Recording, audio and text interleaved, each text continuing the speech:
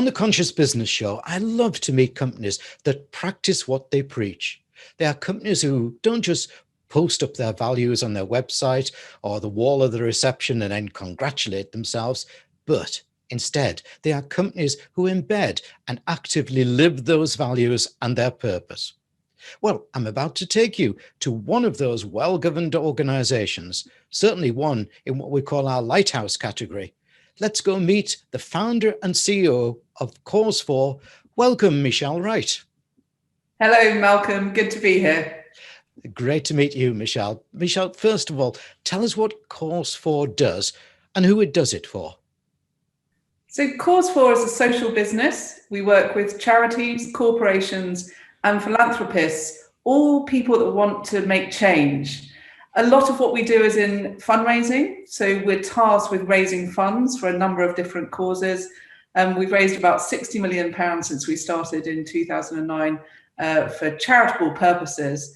And our real philosophy is that if we develop the right program, the right product, then people and resources will follow. Yes, spot on there. Now, let's delve further into your conscious business credentials. Reading through your website, it almost seems to me that consciousness was at the heart of the formation of your business. How did that happen? What was the core thinking you had? What sparked it all? Well, we set up a relatively difficult time. The business was set up in 2009, so we were just coming out of that global recession that we saw start in 2008. And at the time, I was working for a charity in the City of London. And I remember vividly seeing that moment when people from Lehman Brothers lost their jobs, just like that, 20,000 people lost their jobs. And I just thought, you know what, the world is changing, it has changed. The world of charities is going to need to catch up fast. So that's where the idea for Cause4 came from. And really, it's kind of fascinating a decade on to see that those same values are sort of holding true as we all tackle and think about COVID-19 and how we look to survive. So we've always had social purpose at our heart. We need to run a good business because we're supporting other charities and leaders to try and develop and sustain and build resilient businesses. But social and environmental values have always been at the heart. So about 6 years ago, we took the lead from America and we became one of the UK's first B corporations because we felt that really fitted what we were trying to do, to be a good but small profit-making business that had social and environment at its heart. Brilliant. Now, I love the fact that you live your consciousness, not just by saying it. For example, your team recruitment, you say you seek core values of curious, ambitious, straight talking, and enterprising. What do you mean by that? Well, values hold real interest for me. Our values have been identical since we started 11 years ago, so we haven't changed them. But when we began to develop Cause4, when we began to grow, we were really thinking about what was in people that we wanted to draw to us that enabled them to work in the way that we felt was important for the charitable sector. So those things like curious, being able to really understand particular issues quickly, ambition, because we need to raise a lot of money often for charitable clients, really important. Straight talking was vitally important because there's so much jargon and sort of rhetoric in the sector. So we wanted to get rid of all that. And then our final one was enterprising. And that is because we have to create programs, resources, fundraising, sometimes out of very little. So those values have held true. What I learned about 5 years on is that if we really start to use those to drive our recruitment, to attract people to us, be it staff or governors or partners, then you start to get a completely transformed type of staff team. Like many small business owners, I've had my fair share of recruitment disasters, but as soon as we started to build values and people-based values into how we went about attracting people that could come and work with us, we focused less on skills, more on values, then we've got far more coherent team and a far more authentic business, I think, fundamentally. That's excellent. And I love the fact that it's very simple and straightforward, rather than some businesses I've seen where they've got 12 or 20 different values that people have to live to, and they can't remember them. In these challenging times with much uncertainty ahead, many not-for-profits are struggling to attract the revenue they need to achieve their mission. In my experience of years of working with such organizations, it's often because they are reluctant to enact change. How does Cause4 help those organizations who do want to survive and see the need for change? Oh, it's a very complex question, I think. I mean, the more I work in consultancy and supporting organizations, the more I understand just how difficult change is. And so one of our things that we look for when we start to work with an organization is whether that organization is genuinely committed to change. And I mean, it's quite easy to say, we want to change, we want to raise more money, we want to develop our programs and policies, but actually, we see a lot of leaders in the charitable sector that are talking that, but then don't genuinely want to go through the pain that sort of change would obviously need. So we're very careful that we're working with leaders that genuinely want to change and understand the process.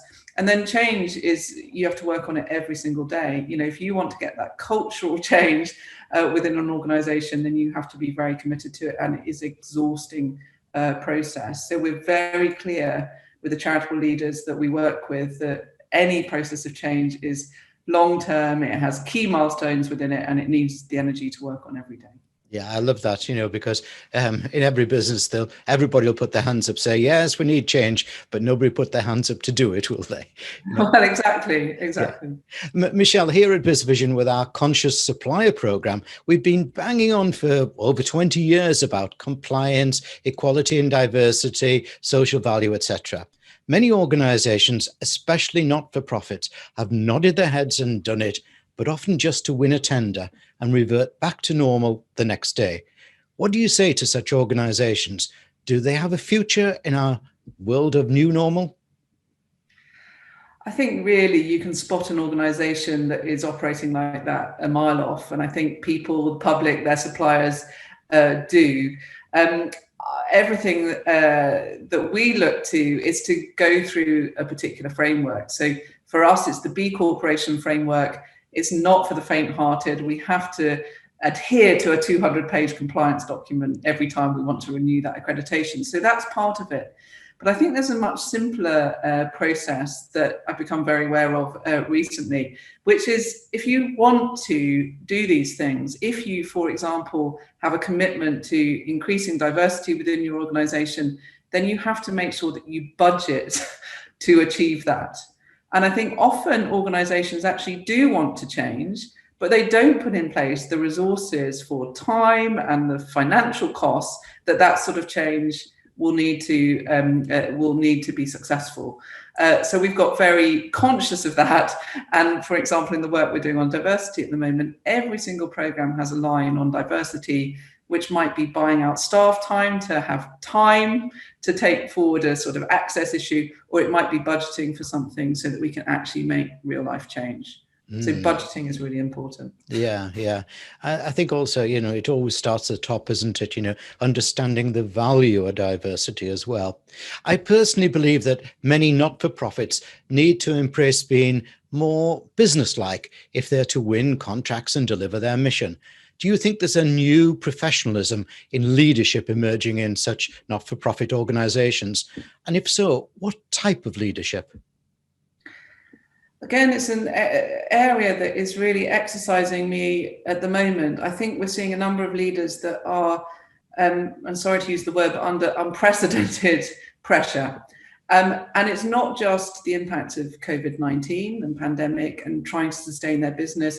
They're also having to grapple with movements like Black Lives Matter and environmental agendas and those sort of things. And a lot of the people that I'm working with would say themselves that they're just not equipped to be able to make change, affect change, and build a resilience organization when they've got that number of negative, difficult factors against them.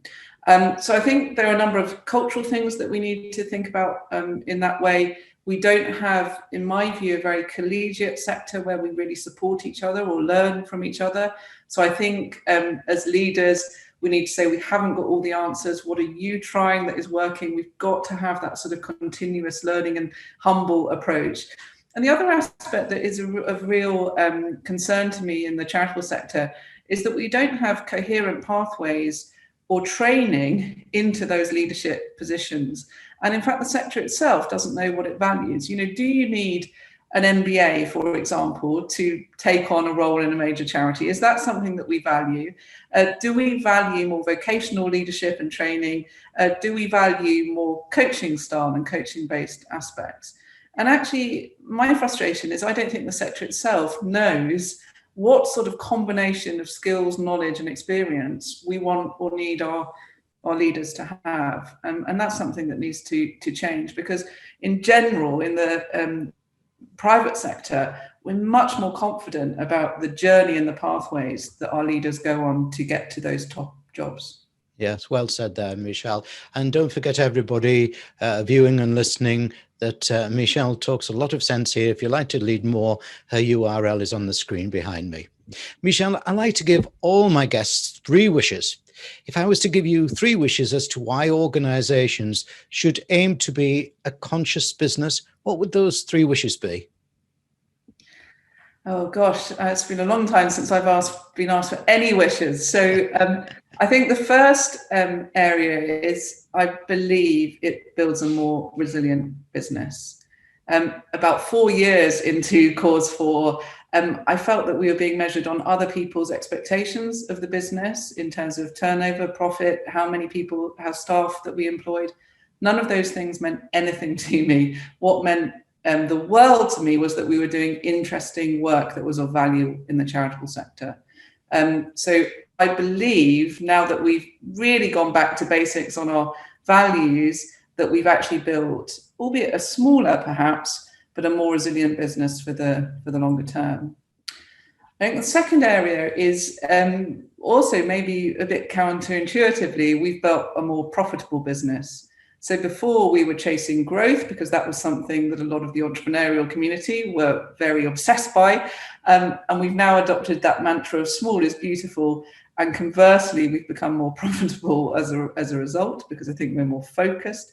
And the third thing is, I just feel, if it doesn't sound too twee, I feel much more happy to be working in this way. We know what we stand for. We know the sort of work we want to do. We absolutely know which work we should turn down because it doesn't fit into our model or our values. And I think I just feel much more confident and comfortable as a result. Michelle Wright of Cause4, I just knew when we were booked this appointment to talk to you that you were going to be very inspirational. You truly are. Thank you for the interview. Thank you so much.